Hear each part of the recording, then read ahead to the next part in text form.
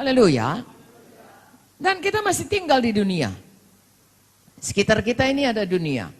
Terus terang aja saudaraku, tubuh kita ini sangat bereaksi dengan dunia. Ya, tetapi inilah dia kabar baik tadi ya, hasilnya.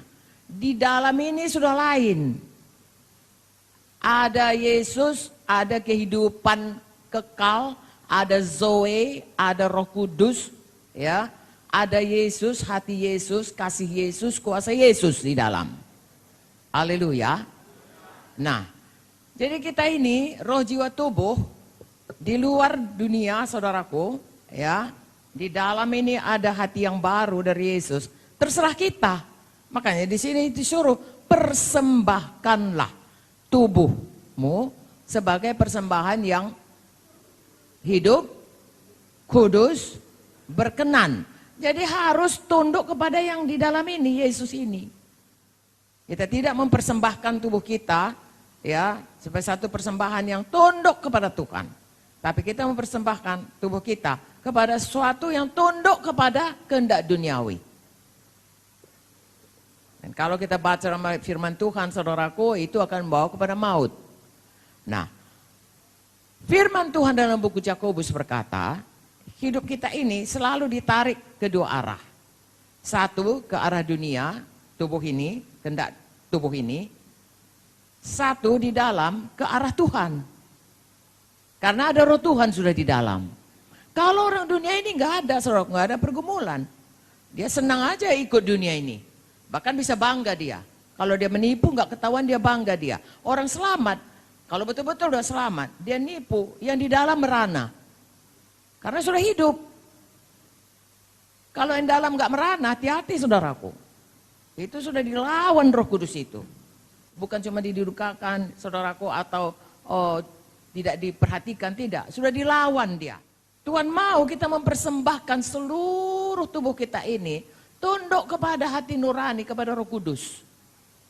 Ya, nah inilah dia perjuangan saya dan saudara. Sesudah selamat, Anda menjadi hamba Tuhan, sampai sekarang ini kita semua jadi hamba Tuhan.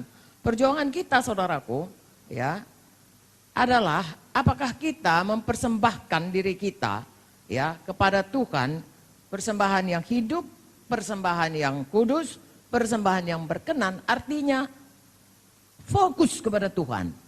Segenap hati, segenap jiwa, segenap tubuh, segenap akal budi. Atau kita, saudaraku, seperti Yakobus 1. Oke, kita baca Yakobus 1. Ini orang yang bisa tertarik kepada duniawi.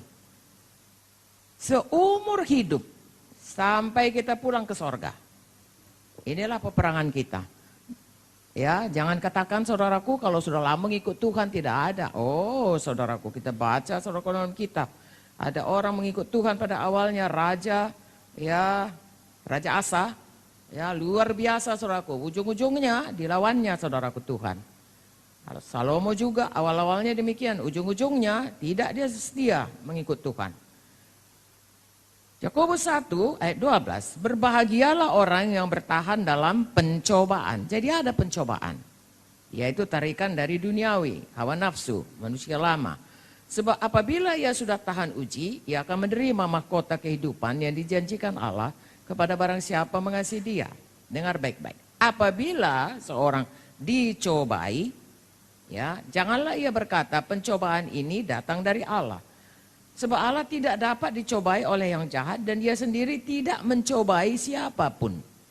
Tapi tiap-tiap orang dicobai oleh keinginannya sendiri. Karena ia diseret dan dipikat olehnya. Dengan kata lain oleh nafsunya sendiri. Sebenarnya Tuhan memberikan nafsu kepada manusia, kehendak yang kuat, desire, ya, a very strong desire. Itu adalah untuk kebaikan kita. Kita masih diberikan nafsu makan. Saudara bayangkan kalau orang nggak punya nafsu makan bisa mati. Orang sakit nggak ada nafsu makannya mati, saudaraku. Tapi Tuhan berikan nafsu makan orang untuk hidup sehat. Nafsu makannya itu adalah fokus untuk hidup kuat sehat bagi Tuhan. Tapi kalau bagi dirinya, itu yang saudaraku makan, ya, foya-foya, ya, gluttony. Datang sana makan, datang sini. Itu nafsu makan dipakai untuk memuaskan diri. Kaya, Tuhan mau kita keberkatan. Tuhan berkata Abraham itu kaya, diberkati untuk memberkati. Menyampaikan maksud Tuhan. Tapi kalau cinta uang, nafsu kaya itu untuk cinta uang untuk diri, itu akar dari segala kejahatan. Jadi saudaraku, nafsu itu diberi Tuhan, fokus dipersembahkan untuk kemuliaan Tuhan. Kalau tidak, itu akan bisa seperti ini, dicobai ya oleh hawa nafsu yang ditunggangi setan ya. Tiap orang dicobai oleh keinginannya sendiri. Ya, ia diseret dan dipikat olehnya. Saya dan saudara bisa terseret, terpikat. Berdirilah teguh saudaraku dengan hidup fokus kepada Tuhan. Kalau tidak, di dunia ini sekitar kita, panca indera kita ini sangat peka ya akan apa yang kita lihat, apa yang kita dengar, apa yang kita rasa ya, semua. Apa yang kita cium, apa semua. Saudara kalau cium bau-bau, saudara menjauhinya.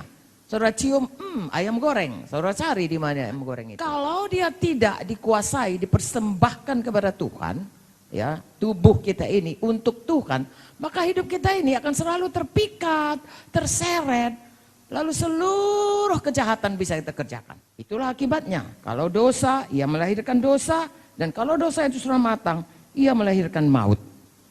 Jangan mau dipikat, diseret.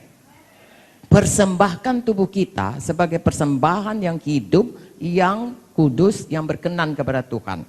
Kasihi Tuhan dengan segenap hati, segenap jiwa, segenap akal budi, segenap kuat kita. Amin, saudaraku.